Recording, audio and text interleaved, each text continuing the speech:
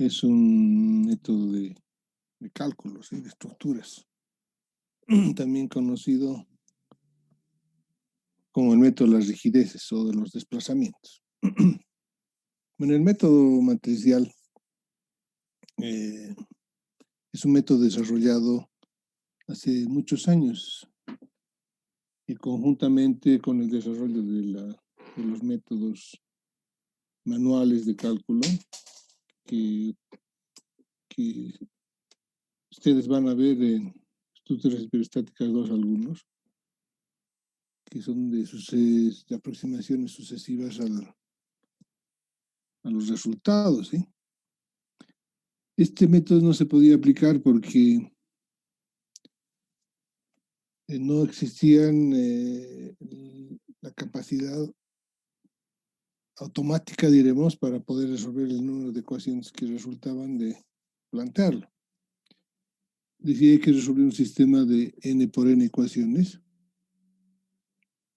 que en muchos casos, en estructuras reales importantes, es un número grande de ecuaciones, ¿no? Entonces, por eso que no se aplicaba hasta el desarrollo de las computadoras, que ha permitido el uso de este método. Y prácticamente es el método que utilizan todos los programas de cálculo de estructuras actualmente. De acuerdo. El método de las fuerzas que hemos visto, que también puede resolverse usando o planteando un sistema de ecuaciones. Hemos visto la aplicación de este método de estructuras pequeñas, evidentemente, porque si aplicamos el método de estructuras más grandes, entonces el número de ecuaciones también va creciendo, ¿no? En el caso del método de las fuerzas, las incógnitas eran las redundantes, es decir, las reacciones en los apoyos. Estos podían ser fuerzas o momentos. En el caso del método de los desplazamientos, aquí voy a hacer una corrección.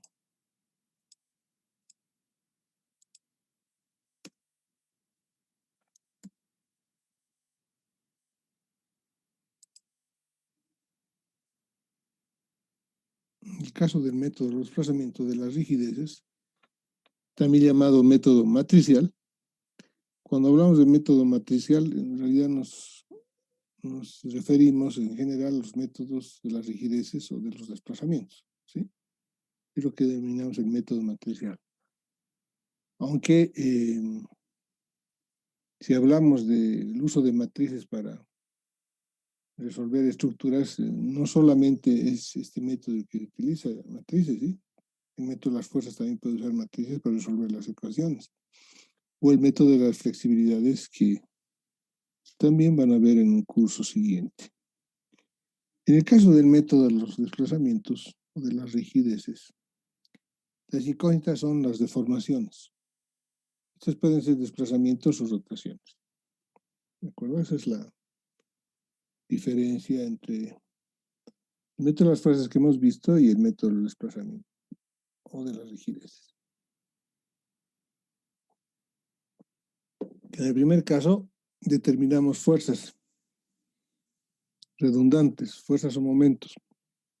Y en el caso del método matricial, que lo vamos a denominar así, nuestras incógnitas son las deformaciones, es decir, desplazamientos o rotaciones. Bien, vamos a ver algunas definiciones. Vamos a llamar elemento estructural a toda parte constituyente de la estructura. Entonces pueden ser vigas, columnas u otro elemento inclinado en las estructuras que vamos a analizar en este curso, ¿no? Pero también podría ampliarse la definición a losas, a muros, en el caso de estructuras ya espaciales. En nuestro caso vamos a tener vigas y columnas y barras o elementos estructurales inclinados, ¿sí? Entonces, todo elemento, toda parte constituyente de la estructura la vamos a denominar como un elemento estructural. Un nodo Vamos a llamar nodo al punto de la estructura donde se unen los elementos. Es decir, todo punto donde se unen los elementos, vamos a denominarlo nodo.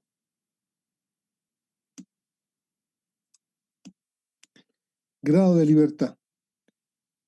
El grado de libertad es la posibilidad de movimiento independiente de un elemento, de una estructura. Eso lo hemos visto cuando veíamos en isostáticas 1, ¿sí? Que era un grado de libertad. En el plano, tenemos un elemento tiene 3 grados de libertad. Es decir, que tengo una barra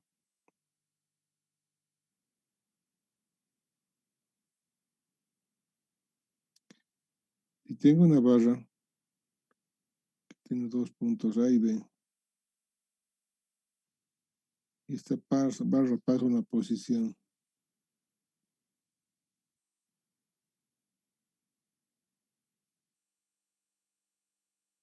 mejor lo haremos.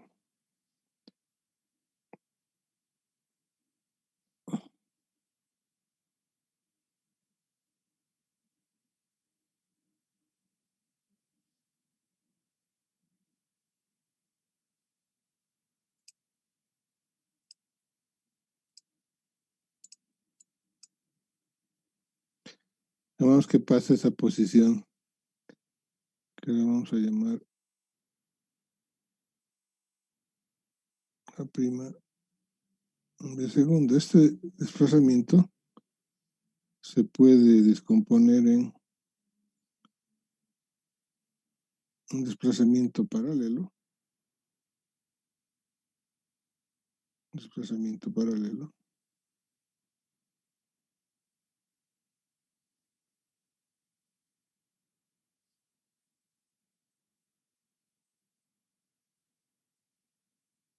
y un giro, ¿sí?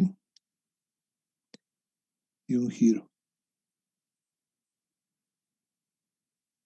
El desplazamiento se puede descomponer a su vez en un desplazamiento horizontal, un desplazamiento vertical, un delta H y un delta B.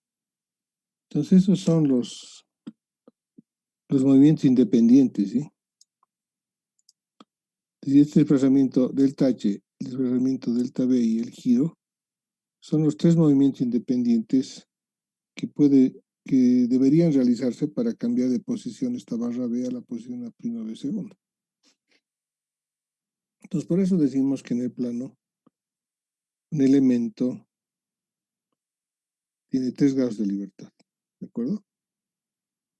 Tiene 3 grados de libertad, porque ninguno de estos se puede expresar en función del otro.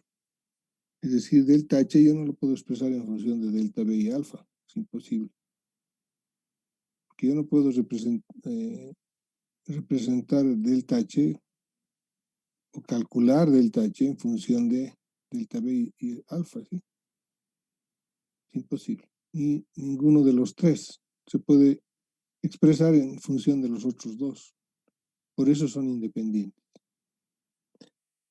Entonces, en el plano, que son las estructuras que vamos a ver, se tienen 3 grados de libertad. ¿De acuerdo? Bien. ¿Alguna consulta hasta acá? Don Daniel Uluri. ¿Está claro? Buenas tardes, ingeniero. Sí, sí está claro. Don Jorge Tarqui, ¿tiene alguna consulta?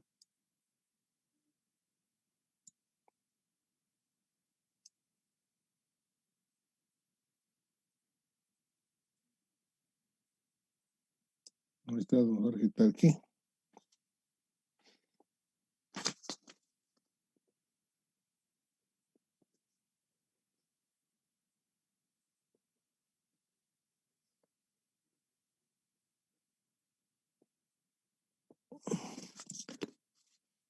Bien, don José Colqui, ¿tiene alguna consulta? Sí, ingeniero, está claro para el momento.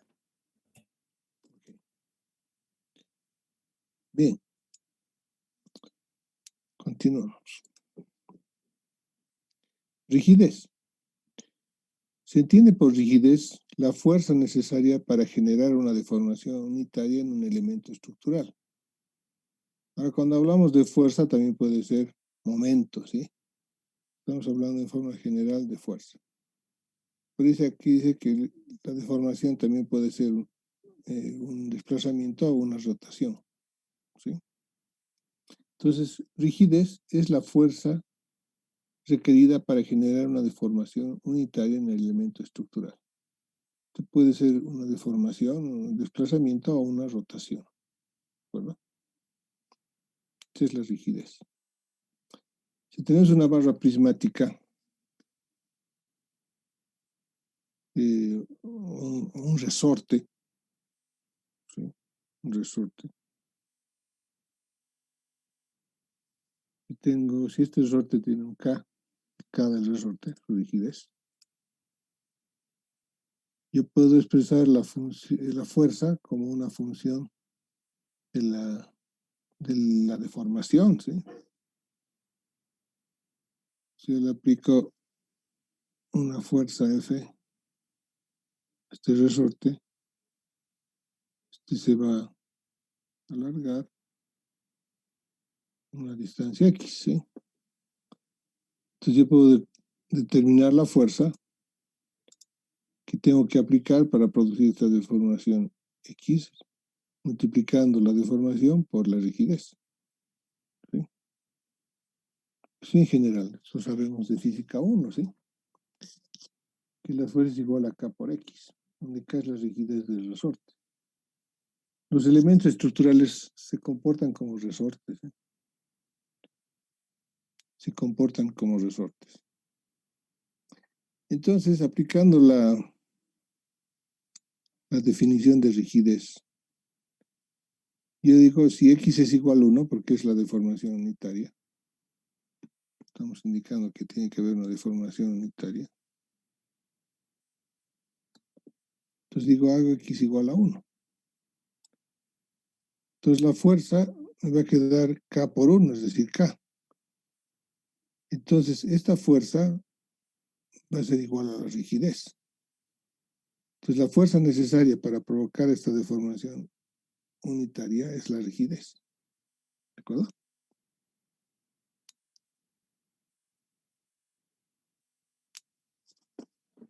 Parece medio contradictorio, pero es así. Si yo no tuviera posibilidades de determinar K por otros medios, si por ejemplo no tengo el valor de K y quiero determinarlo, ¿cuánto vale K? Pongas que nos dan un resorte y nos piden determinar el valor de K de este resorte. Entonces lo que haremos será sujetarlo.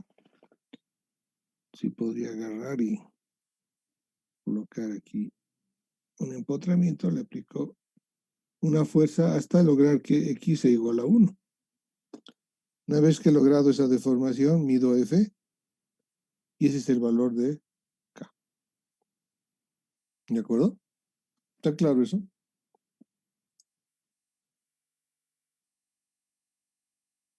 Don Miguel Mamani, ¿está claro?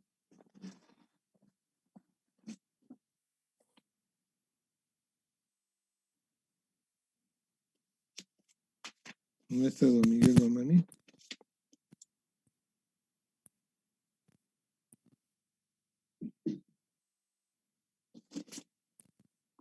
Estoy en la clase, Inge.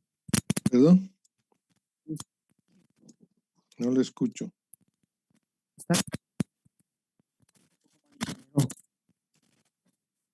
No puede, mándame un mensaje si no puede hablar.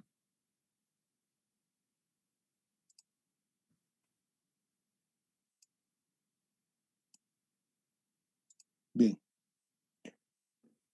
Entonces, la definición de rigidez, ¿sí? Doña Maribel Ramos, ¿está claro?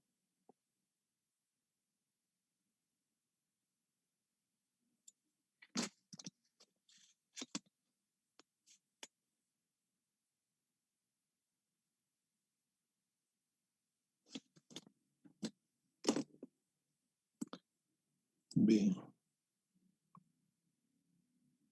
Don Richard Calizaya, ¿está claro? Ingeniero, buenas tardes. Inge, disculpe, X es la distancia de formación, ¿no? Claro, es Y lo que se deforma. ya, y S1 es cualquier unidad, un metro, un centímetro. Cualquier unidad. Ya, Lógicamente, las unidades que nos van a resultar van a ser las que usemos. Si, por ejemplo, digo X va a ser 1 centímetro, si X igual a 1 centímetro, y la fuerza estoy midiendo yo en kilogramos, ¿no? Entonces, yo digo F, sabemos que F es igual a K por X. Entonces, aquí voy a tener kilogramos, aquí las unidades que quiero determinar y aquí centímetros. Entonces, el K, las unidades de K van a ser kilogramos por centímetros, ¿no? En uno solo, kilogramos por centímetro. ¿Está bien? Entonces, si yo elijo en lugar de centímetros, elijo metros, aquí metros, creo que aquí no, yo digo van a ser metros, y aquí no, van a ser toneladas. Entonces, si haces todas estas operaciones, el K que estás calculando van a estar en toneladas por metro, ¿no? O sea, depende de las unidades que yo elija para calcular. Pero no va a variar el valor de K del resorte, ¿sí? Siempre se puede hallar la equivalencia de este K en estas unidades y el K en toneladas metro tiene una relación con el K de kilogramos por centímetro, ¿sí? Están relacionados. O sea, no es que son diferentes, solamente que el K está expresado en unidades diferentes. ¿Está bien? está bien, ingeniero. Gracias. Muy bien. O sea, no va a variar el valor de K porque hagamos X igual a 1 centímetro o 1 metro. No. El K es una propiedad intrínseca del resorte en este caso o del elemento estructural. Lo que sí puede estar expresado de forma distinta dependiendo de las unidades que estemos utilizando, ¿sí? Para el cálculo de la rigidez.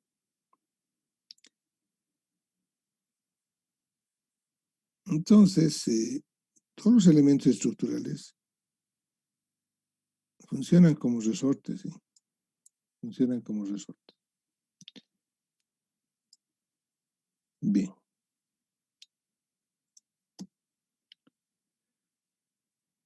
Dice, una estructura compuesta por varias barras en la que se producen deformaciones pequeñas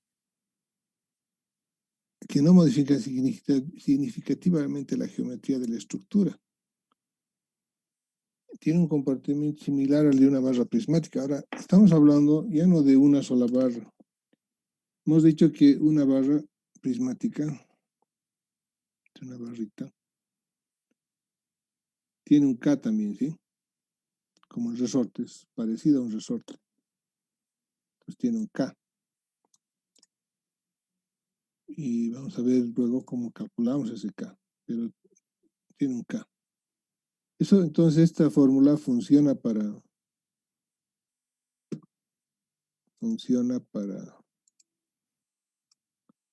una barra. ¿Y qué pasa si yo tengo un edificio con varios pisos, ¿no? Lo que dice está escrito acá, este párrafo,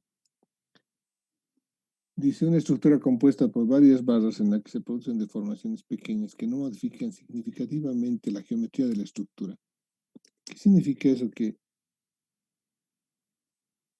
yo aquí puedo tener esta carga sometida a diferentes fuerzas, ¿sí? Este edificio. F1, F2, incluso internamente F3, etcétera, varias fuerzas. ¿Cuál es la particularidad de esta estructura? Que no cambia su geometría, ¿sí? Es decir, no va a cambiar significativamente su forma, ¿de acuerdo? No cambia significativamente su forma. Porque si cambiara la forma de la estructura,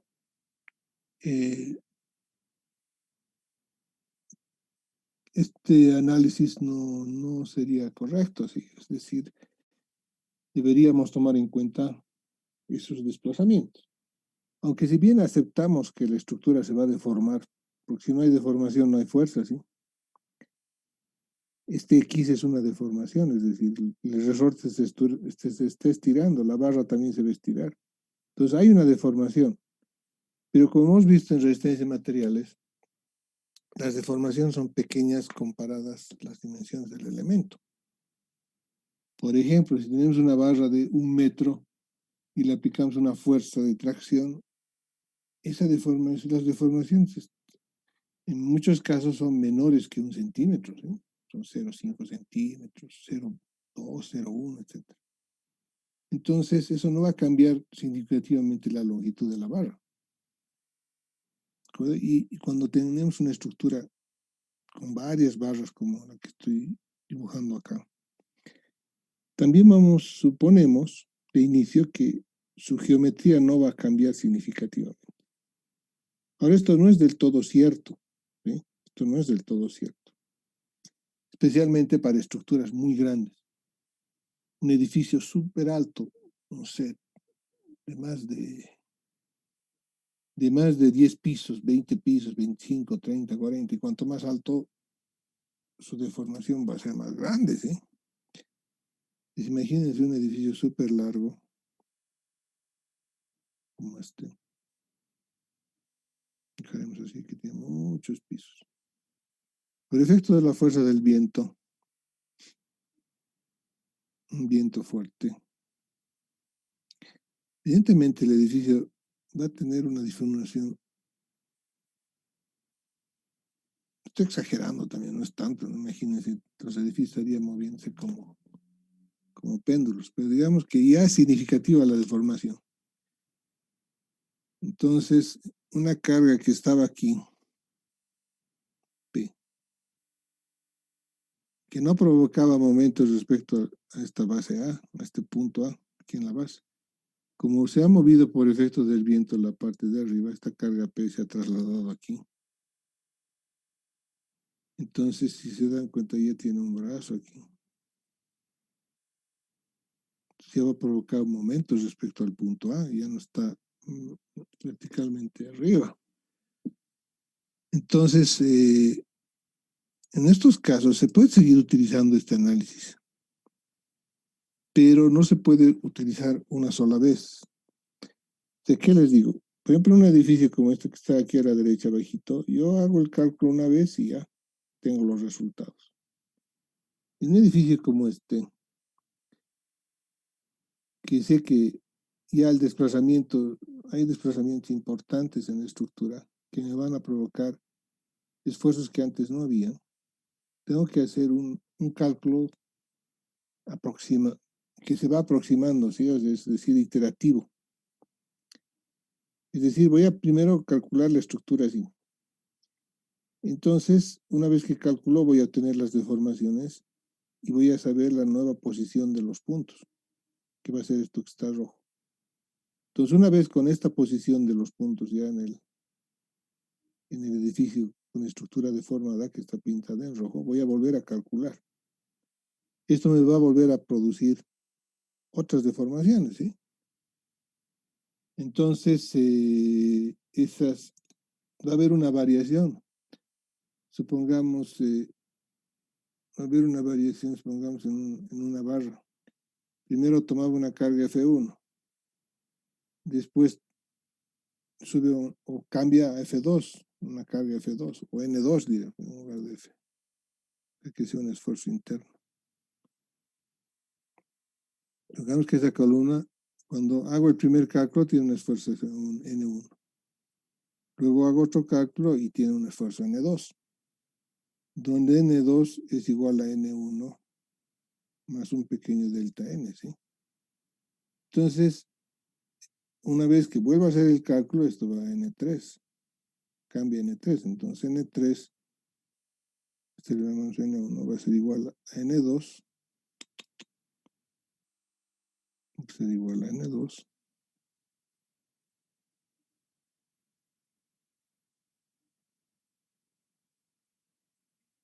más un delta N2.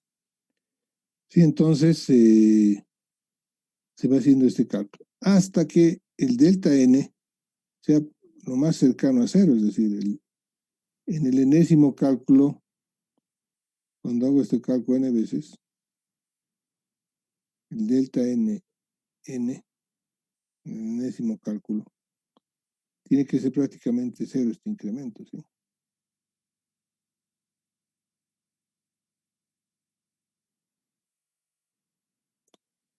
Entonces, eso significa que el cálculo ha convergido, es decir, que hemos hallado ya los esfuerzos finales en nuestra estructura, ¿de acuerdo?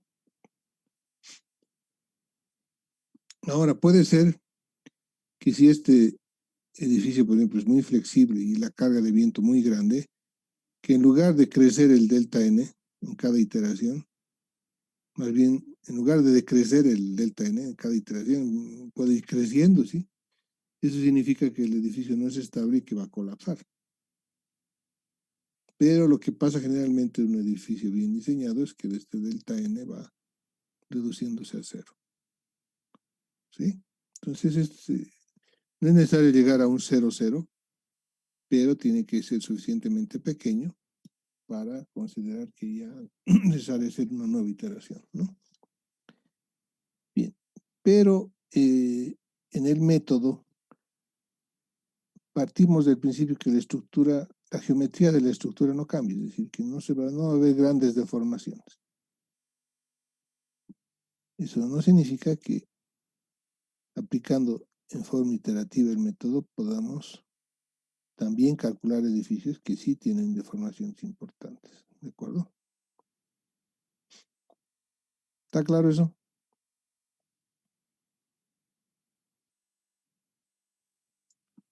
Ingeniero, una consulta. Dígame. Inge, en nuestro contexto, Inge, los edificios de La Paz, ¿cuánta deformación máxima tal vez existirá, Inge? Eso está determinado por norma y en el caso de los edificios es más que todo por el tema de lo que sienten las personas que van a ocupar el edificio, ¿sí? O sea, un edificio no puede moverse tanto como para que las personas que están dentro se sientan mal, digamos, o se piensen que se está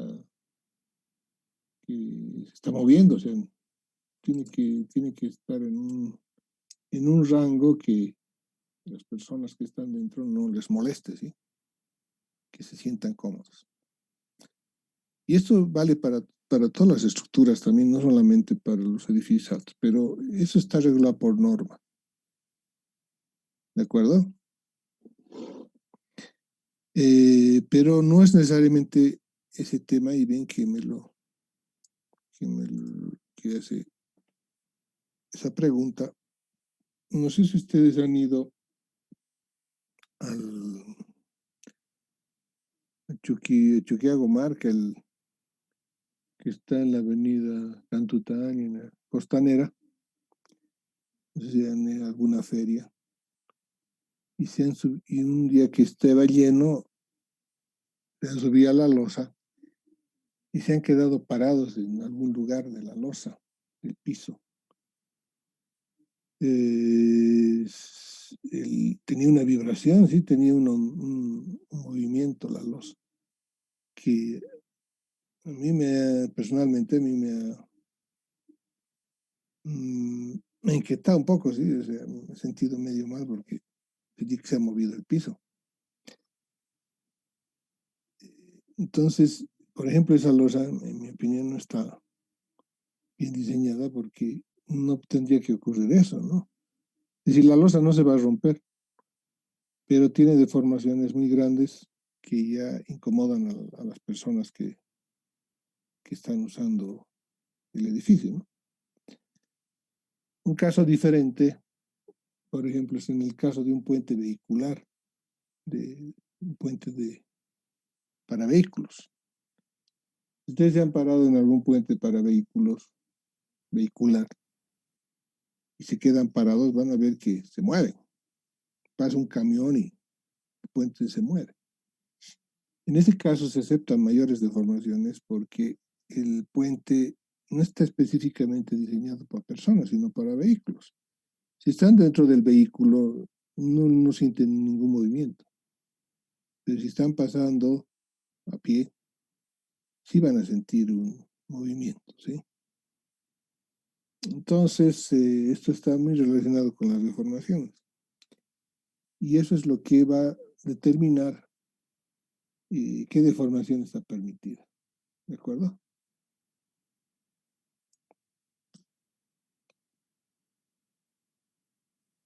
Está bien, ingeniero. Bien. Entonces, lo interesante de esto, y lo que dice acá, dice, una estructura compuesta por varias barras en la que se producen deformaciones pequeñas que no modifican significativamente la geometría de la estructura, tiene un comportamiento similar a la barra prismática y se puede plantear la ecuación matricial que considera varios grados de libertad. Es decir, yo puedo plantear esta ecuación ya matricial, ¿de acuerdo? Esta ecuación matricial, donde esta es la matriz de fuerzas, esta es la matriz de rigidez y esta es la matriz de deformaciones, ¿de acuerdo? La matriz F de fuerzas, la matriz K de rigidez y la matriz X de deformaciones o desplazamientos, que sería la ecuación que rige el comportamiento estructural de esta estructura que estoy pintando aquí a la derecha, de varias barras. Si se fijan, tiene la misma estructura que el de una barra, ¿de acuerdo? Que esta. Solo que este es escalar, ¿sí? Es una ecuación escalar. En cambio, es una ecuación matricial, pero tiene la misma estructura. Los valores de X, los desplazamientos X, corresponden, ya no vamos a hablar de desplazamiento X, desplazamiento Y, desplazamiento Z, sino vamos a hablar de desplazamientos según los grados de libertad, ¿de acuerdo?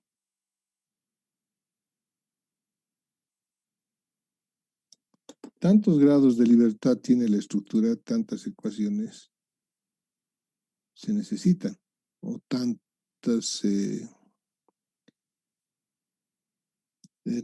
incógnitas tenemos, o tantos valores de desplazamiento, ¿sí? Entonces, cuando hablemos de ecuaciones, de ecuación matricial, de la ecuación matricial, vamos a hablar ya no de desplazamiento X y E o rotación respecto al eje Z, sino de grados de libertad, ¿de acuerdo? Y las fuerzas van a ser las fuerzas según los grados de libertad.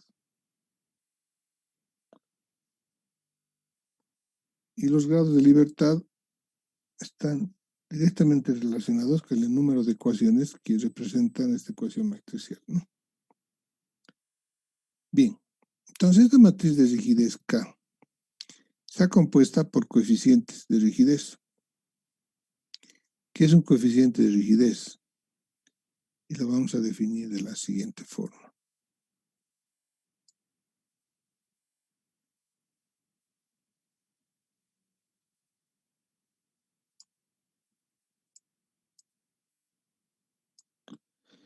Dice el coeficiente K y J, o sea, K y J el coeficiente de rigidez,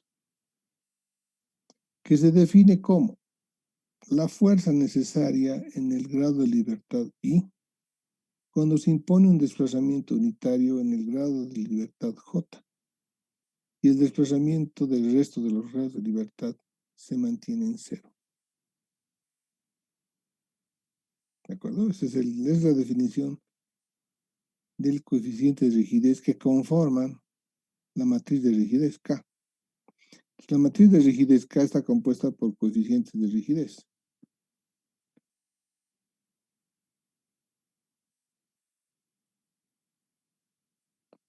O sea, la matriz K, no sé por qué se pinta. Voy a usar la pizarra, ¿de acuerdo? Me gusta esto.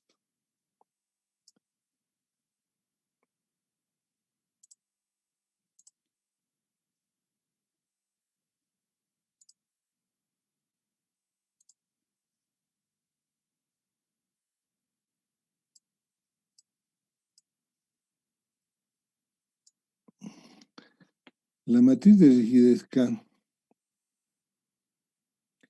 está compuesta por una serie de coeficientes de rigidez, K11, K12, K13, etc. K1N. Lo mismo aquí, K21, K23, etc. Y hasta KN1, finalmente KNN. ¿De acuerdo? Entonces, estos coeficientes de rigidez tienen esa definición, ¿no?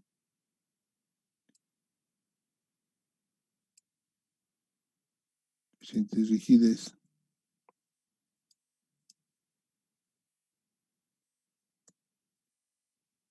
tiene esa definición.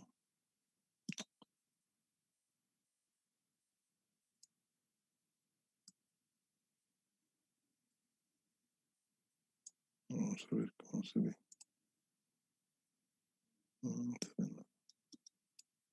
Aquí vamos a poner.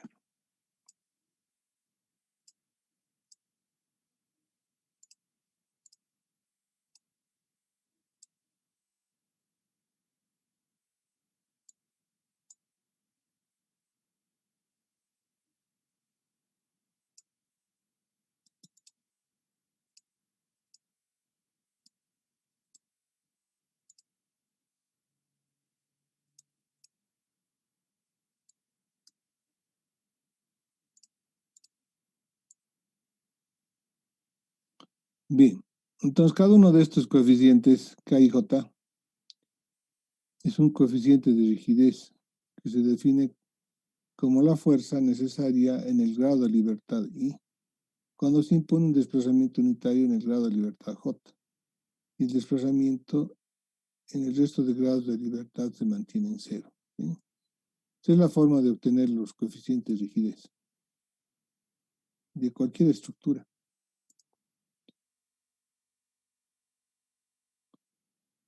¿De acuerdo? Entonces vamos a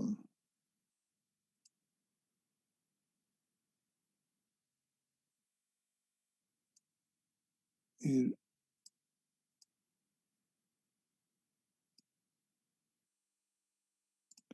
Vamos a ir viendo cómo calcularíamos el coeficiente de rigidez con estructuras con nodos de un grado de libertad. ¿De acuerdo? Entonces, vamos a empezar viendo un resorte. Y vamos a ver que este resorte tiene dos nodos. Un nodo que sería el inicio del resorte y un nodo 1 al inicio y un nodo 2 al final. Entonces, toda barra tiene un inicio y un final. Y este resorte también. ¿Sí? Entonces, estos nodos, en este caso, tienen solamente un grado de libertad. ¿Qué significa eso? Que puede moverse o desplazarse y provocar esfuerzo solamente si se mueven horizontalmente, ¿sí? Por eso este es un nodo con un grado de libertad. Es decir, si yo lo muevo transversalmente, no voy a generar ninguna fuerza, ¿sí? Si yo lo muevo así. No genero en el resorte ninguna fuerza. Si le aplico un momento tampoco, porque el resorte no va a soportar ese momento, se va a deformar, sin necesidad de aplicar mucha fuerza. En cambio, si quiero desplazarlo así, en este sentido, entonces sí tengo que aplicar una fuerza, ¿sí? Si no, el resorte no se va a comprimir, en este caso, ¿sí? Entonces, por eso estos nodos en este resorte son de un grado de libertad, ¿de acuerdo? Para desplazarlos no necesito más que aplicar esta fuerza en el sentido X, en este caso, ¿de acuerdo? Estas son estructuras con nodos con un grado de libertad. Entonces, este resorte tiene dos nodos, el nodo 1 y el nodo 2. Y el K del resorte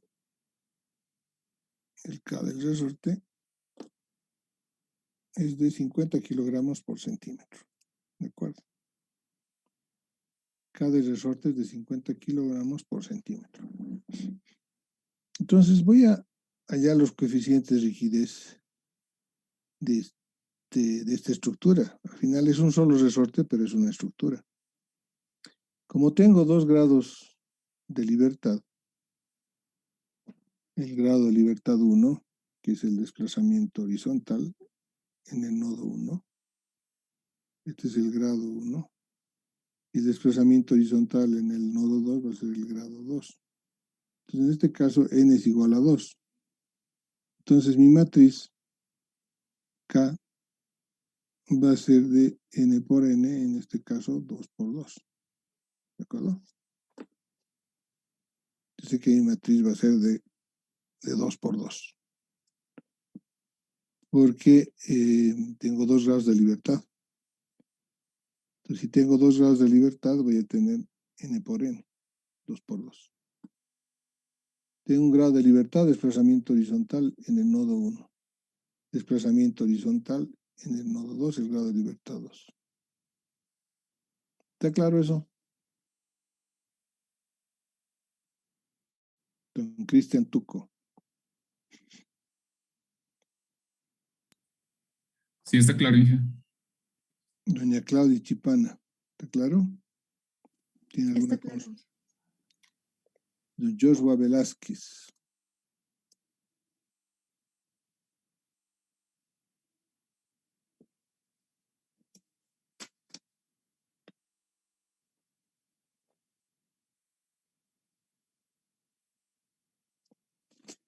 Bien. Don Julio Cruz. ¿Tiene alguna consulta? Bien. Entonces, en este caso, en el nodo 1, tenemos un grado de libertad, que es el desplazamiento horizontal, y en el nodo 2 tenemos el segundo grado de libertad, que también es un desplazamiento horizontal. Entonces, esta es nuestra estructurita de un resorte, tiene 2 grados de libertad, entonces su matriz de rigidez va a ser de n por n, es decir, 2 por 2. ¿De acuerdo? Bien. Entonces, vamos a calcular los coeficientes de rigidez. ¿De acuerdo?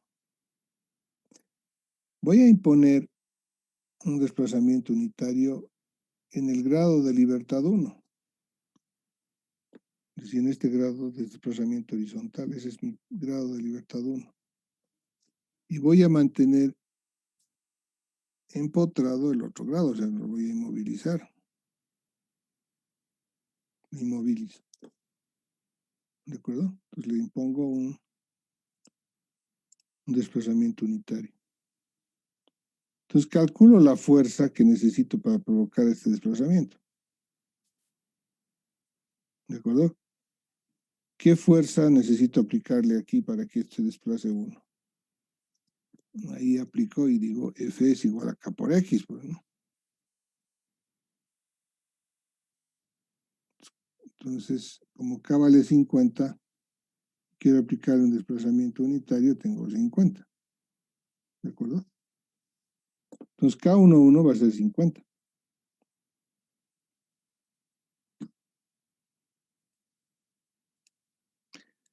¿Por qué es K11? Si volvemos a la definición de coeficiente de rigidez, dice K y J es la fuerza necesaria en el grado de libertad I cuando se impone un desplazamiento unitario en el grado de libertad J. Y el desplazamiento en el resto de grados de libertad se mantiene en cero. Eso dice la definición.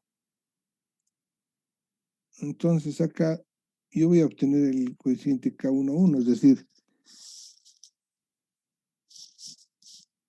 en este caso,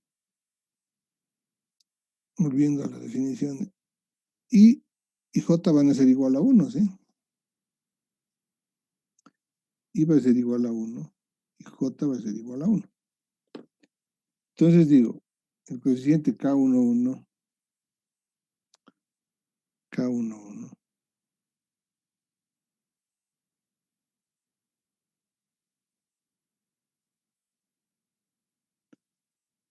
es igual a la fuerza necesaria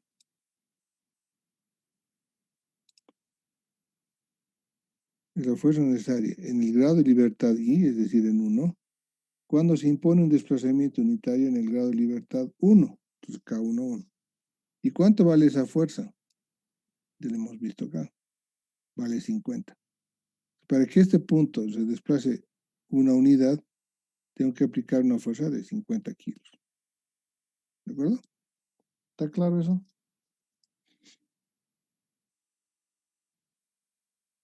Don Nemías Zárate. ¿Tiene alguna Sí, consulta? ingeniero, buenas noches, está claro. Ya. Doña Soledad Tito, ¿está claro?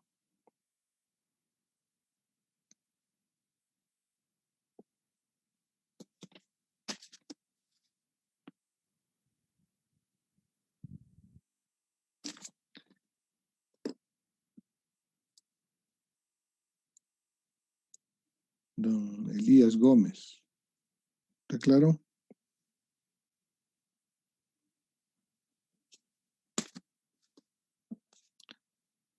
Creo que todos están en la asamblea, la mayoría. Bien. Entonces, ya he hallado el coeficiente K11. Entonces, ahora vamos a hallar el coeficiente K21. Volvemos atrás. Sí, aquí voy a borrar esto.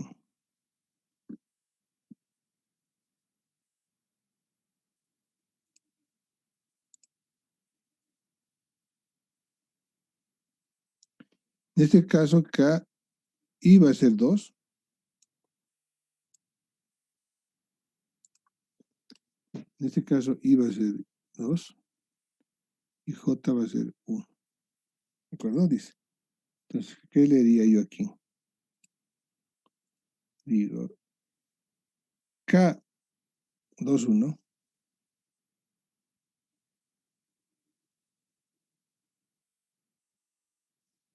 K21 es la fuerza necesaria en el grado de libertad 2, y vale 2, ¿no? Es la fuerza necesaria en el grado de libertad 2, cuando se impone un desplazamiento unitario en el grado de libertad 1. Entonces, ¿qué fuerza tengo que aplicar en el grado de libertad 2 para que se produzca una deformación unitaria en el grado de libertad 1? Entonces, yo hago aquí un equilibrio, porque si es como si estuviera empotrado, ¿no? Entonces, para que este empotramiento funcione, tengo que aplicarle una fuerza contraria a 50, ¿sí? Porque si no hubiera esta fuerza, bueno, el resorte se desplazaría horizontalmente. Entonces, para que no se desplace, tengo que aplicar una fuerza contraria igual a 50. Entonces, tengo que aplicar esta fuerza de menos 50 kilos. ¿Sí? Menos 50 kilos. Entonces, esta es la fuerza necesaria en el grado de libertad 2, es decir, el desplazamiento 2, necesaria para que se produzca un desplazamiento unitario en el grado de libertad 1. ¿Está claro? y es de menos 50 kilos. Y esto resulta simplemente por equilibrio aquí, ¿no? Si es que no aplico esta fuerza de 50 en el grado de libertad 2, el resorte se desplazaría. Ya no estaría estático, estaría en movimiento, y ahí entran otras leyes, ¿no? Las leyes de la cinemática, ¿no? De movimiento. Como esto no es de movimiento, está estático, tiene que aplicar una fuerza equivalente y contraria para que el resorte no se desplace. Y si le aplicamos esta fuerza al resorte, evidentemente se va a deformar una unidad. ¿De acuerdo? Entonces esta es la fuerza necesaria que debo aplicar en el grado libertad 2 para que se produzca una deformación unitaria en el grado libertad 1. ¿Está claro eso? A ver. Doña Carla Chambi, ¿está? Sí, ingeniero. ¿Quién me puede comentar sobre lo que hemos visto? ¿Está claro? Sí, para mí está claro, ingeniero, no tendría ninguna duda. Ya. Muy bien, entonces de esta forma vamos determinando los grados de libertad de esta pequeña estructura. Me faltarían determinar dos coeficientes más, ¿no? Dos coeficientes más. Entonces voy a ir al grado de libertad 2 ahora. Y ahora le voy a imponer una deformación unitaria al grado de libertad 2. Y en el otro apoyo le voy a empotrar. Lo empotramos. Este no se va a mover. Entonces estiro, aplico una fuerza de 50 impongo un desplazamiento unitario en el grado de libertad 2. ¿Sí? En este sentido. Entonces, ¿qué fuerza tengo que aplicar en el grado de libertad 2 para provocar el desplazamiento unitario?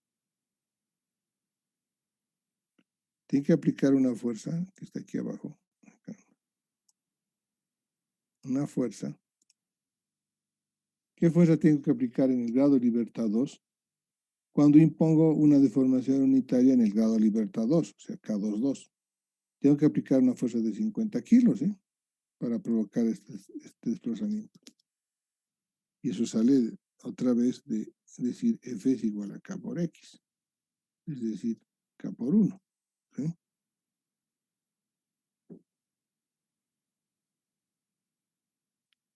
Entonces, si K es K por 1, me queda 50. Ya. Entonces,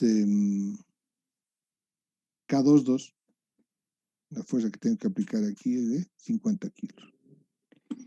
Y K12 es la fuerza necesaria que tengo que aplicar en el grado de libertad 1, acá. Entonces, por equilibrio, resulta que esta fuerza tiene que estar en el otro sentido, ¿sí? Para equilibrar esto otro. Entonces, la fuerza que necesito aplicar en el grado de libertad 1 va a ser menos 50, y ese es K12. ¿De acuerdo? Entonces, un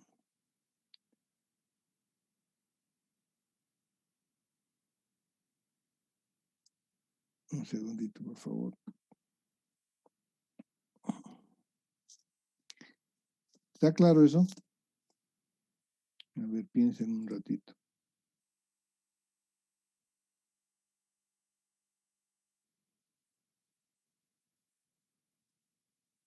A ver si tienen alguna duda. ¿Está comprendido totalmente?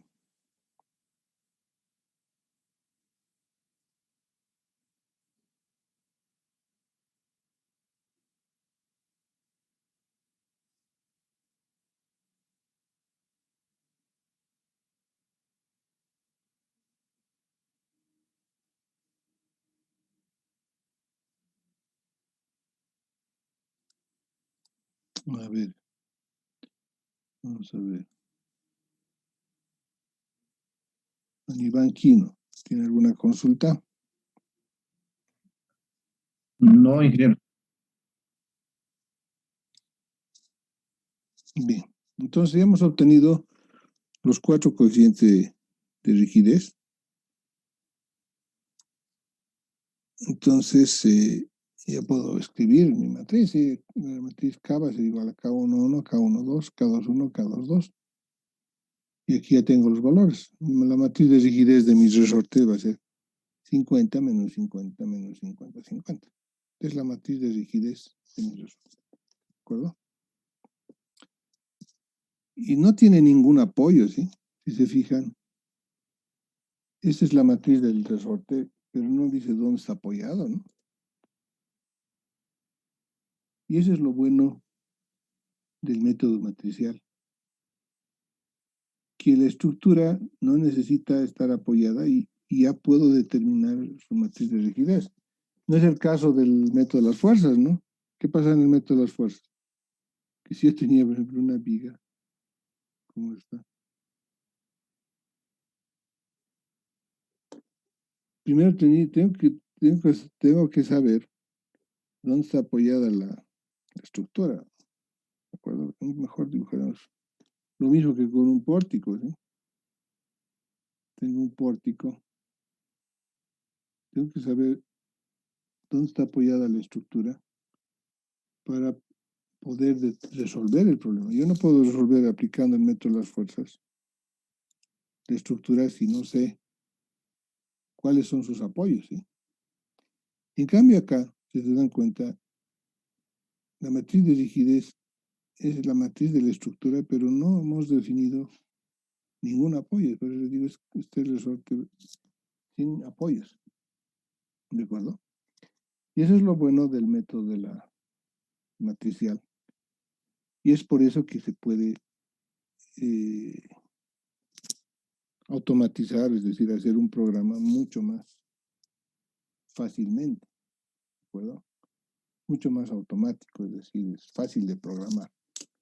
Porque el procedimiento es único, es decir, es único para todos los casos. O sea, no tengo que buscar un procedimiento para una estructura en particular o para un determinado tipo de apoyos, ¿sí? En el método de las fuerzas yo tengo que eliminar algunos apoyos y así empiezo mi cálculo y ahí determino los coeficientes de las ecuaciones canónicas. Por ejemplo, aquí he eliminado dos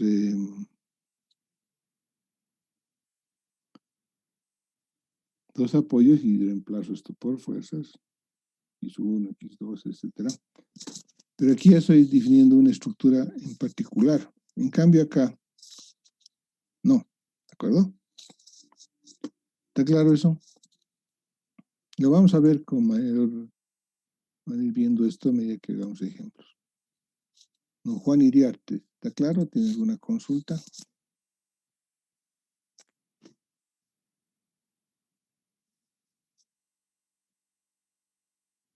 Don Marco Pasa,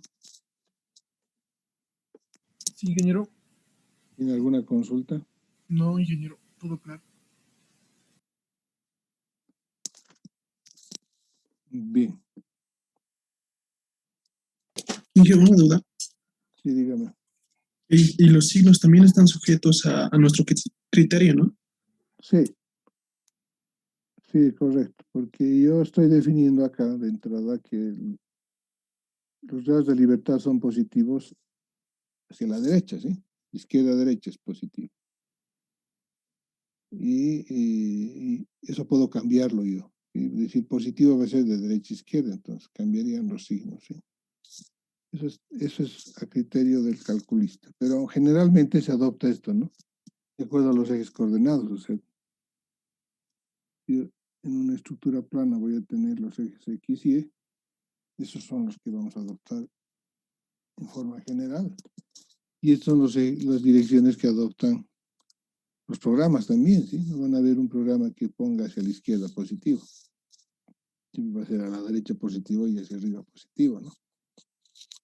Pero si ustedes quieren, pueden adoptar al revés, o sea, no hay problema.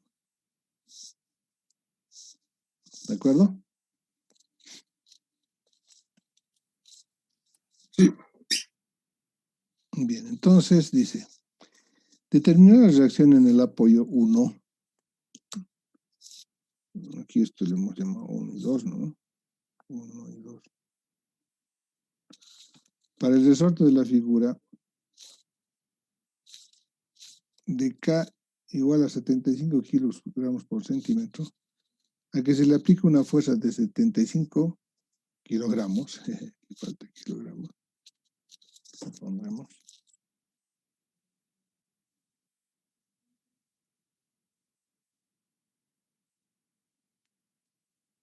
Un segundito, le voy a poner kilogramos. Kilogramos fuerzas son, ¿no?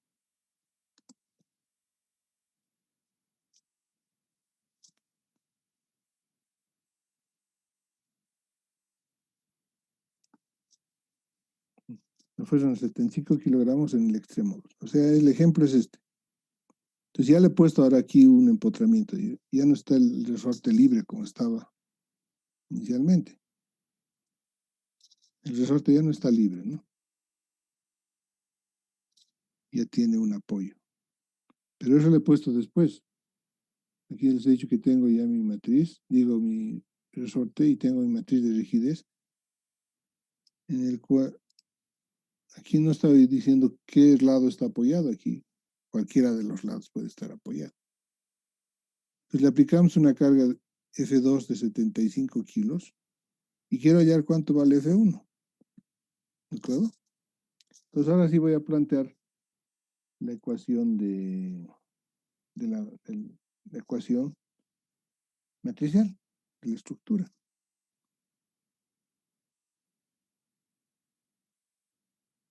Un segundo.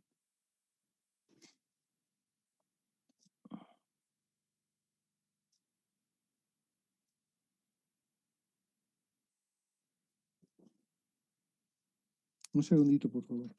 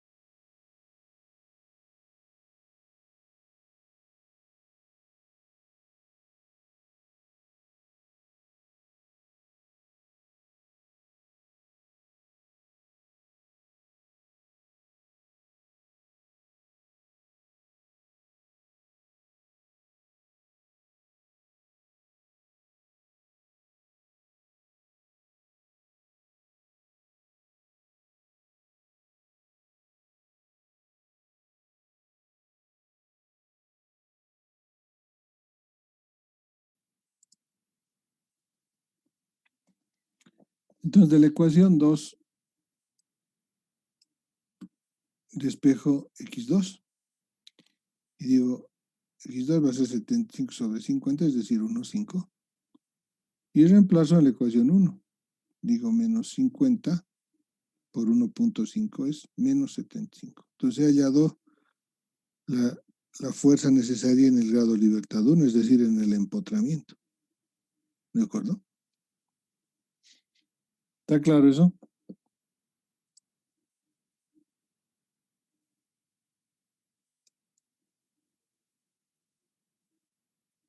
Don Oscar Condori. ¿Está claro? Está claro, ingeniero. Don Sergio Zunavi.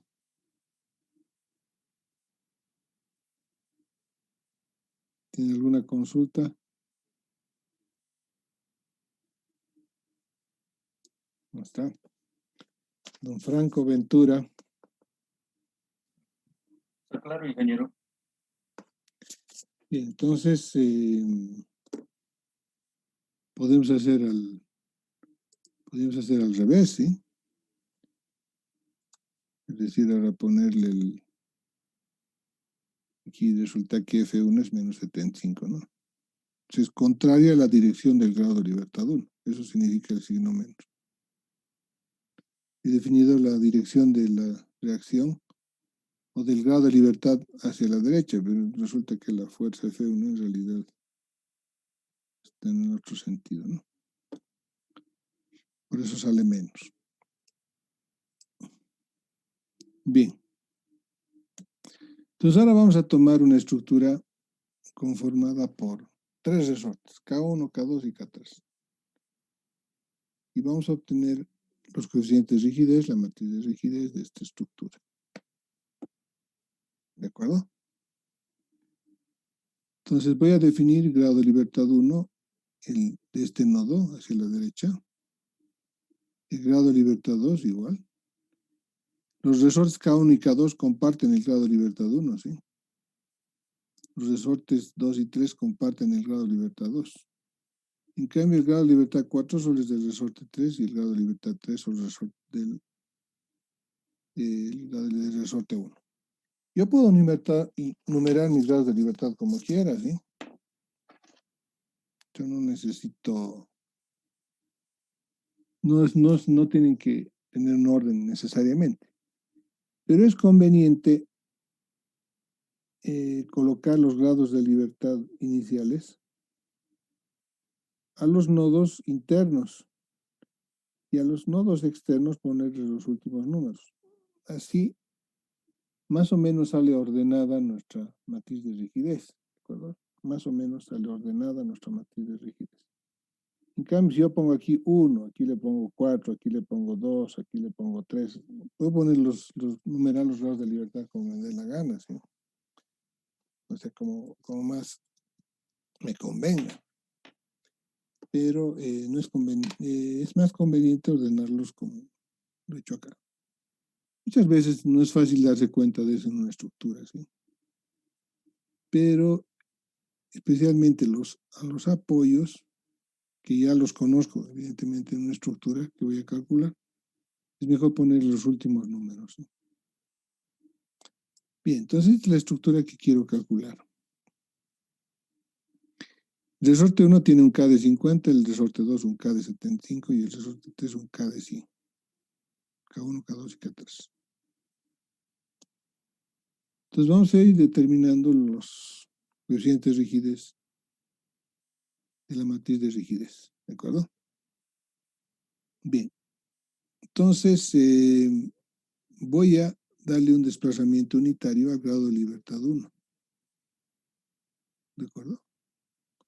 Este es el grado de libertad 1. Pues le voy a dar un desplazamiento unitario. Entonces tengo que determinar qué fuerza es necesaria aplicar en este grado de libertad, en este nodo aquí, para producir un desplazamiento unitario. ¿De acuerdo?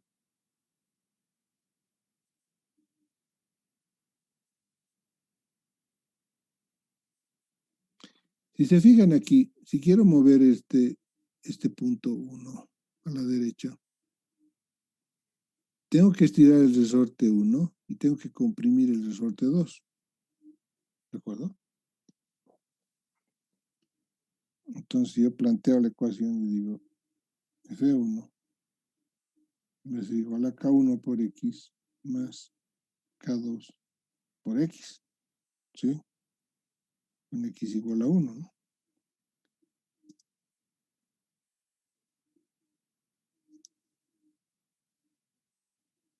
Yo puedo decir F1 va a ser igual a K1 más K2 por X. Entonces, si X es igual a 1, me va a quedar que F1, la fuerza necesaria, va a ser K1 más K2. ¿De acuerdo? Como X es igual a 1. Entonces F1 es igual a K1 más K2. Y este sería el coeficiente K11. Es la fuerza necesaria que tengo que aplicar en el grado libertad 1 para desplazar este grado 1 unidad hacia la derecha. Tengo que aplicar una fuerza que es igual a K1 más K2. Y está aquí dibujada, es 125. ¿De acuerdo? 125. Es la suma de K1 del resorte 1 más K del resorte 2. 50 más 75, 125. ¿No? Bien. Ahora, ¿qué fuerza tengo que aplicar en el grado de libertad 3? El grado de libertad 3 está ligado al resorte 1. Entonces, si este resorte solamente, se estira una distancia 1 acá. O sea, si yo dibujo solito el resorte 1, ¿qué es el resorte 1? K1. Está empotrado. Yo lo desplazo esto, x igual a 1. Entonces, solamente para desplazar el resorte 1, podría llamar una fuerza F1, 1, ¿sí? La fuerza que necesito aplicar solamente para desplazar el resorte 1, no el resorte 2 más, solo el 1.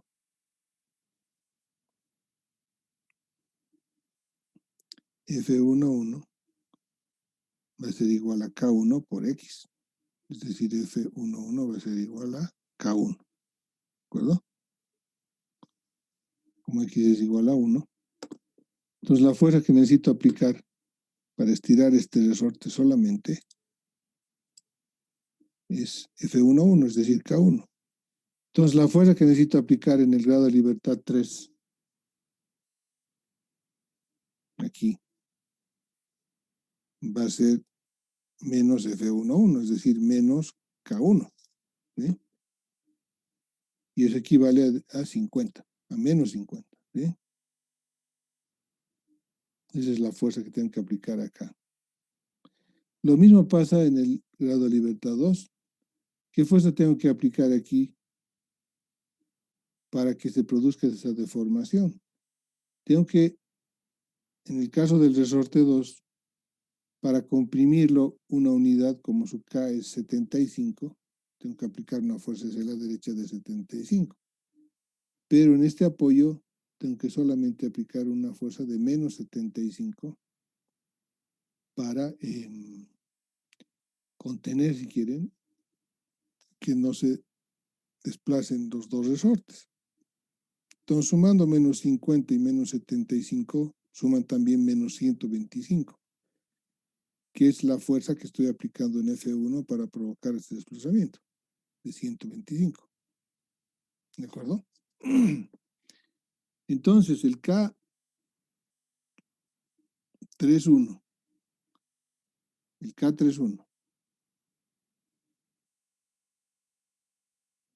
va a ser menos 50 y el K21 va a ser menos 75. Estos dos. Y el K, que sería de el K41 es 0. ¿Sí? ¿Por qué? Porque aquí hemos puesto un empotramiento y aquí otro, con los cuales hemos calculado un poco como si fueran las reacciones, ¿sí? Aquí de menos 75, aquí de menos 50. Pero una vez que ha llegado a este punto, ya no pasa nada. El resorte 3 no se mueve, ¿sí? O sea, no toma ninguna carga, no le pasa nada. Aunque aquí también lo empotro. Pero como el resorte 3 no se acorta ni se alarga, no tiene ninguna carga, entonces no hay ninguna reacción en el grado de libertad 4. Entonces, por eso 4, 1, 0 es 0. ¿De acuerdo? ¿Está claro eso? Don Rafael Aparicio. Dije, buenas noches. Sí, está claro. Bien. Entonces, hemos obtenido los 4 coeficientes correspondientes a la imposición del desplazamiento unitario en el grado de libertad 1. ¿De acuerdo?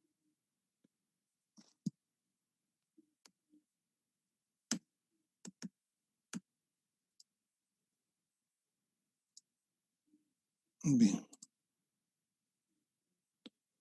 Entonces decimos F1, K11, 125, F21, menos 75, F31, menos 50, y K21, K31 y K41 igual a 0. Entonces son los coeficientes cuando imponemos un desplazamiento unitario en el grado de libertad 1. Hacemos lo mismo en el grado de libertad 2. Aquí ahora.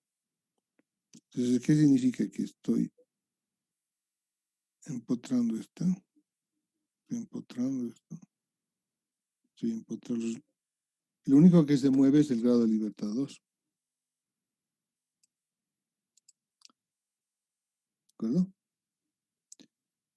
Entonces aquí para desplazar esto una unidad, tengo que estirar el resorte 2 y comprimir el resorte 3. ¿De acuerdo? Entonces, ya por simple inspección visual puedo ver que la fuerza que necesito aplicar va a ser el K del resorte 2 más el K del resorte 3, es decir, 75 más 100, 175. Sería el K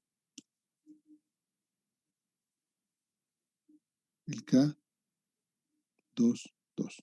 Sería 175. ¿Qué fuerza tengo que aplicar en el grado de libertad 1 aquí? Una fuerza que equilibre la deformación que está produciéndose en el resorte 2. O sea, la fuerza, equilibre la fuerza que provoca la deformación en el resorte 2. Como el resorte 2 tiene un K de 75, va a ser menos 75, ¿sí? Entonces, en este caso, K12 va a ser menos 75. Luego, en el grado de libertad 3, ¿qué fuerza tengo que aplicar aquí para contener la deformación del resorte 3? Tiene que contener con una fuerza de menos 100, ¿sí? Porque ese es el K de resorte 3, menos 100. Entonces, K32 va a ser menos 100. Y K12, perdón, estoy diciendo mal. Este es el...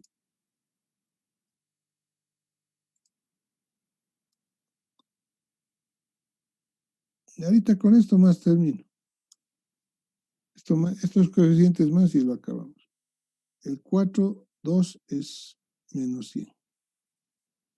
Y el coeficiente 3,1 es 0 porque aquí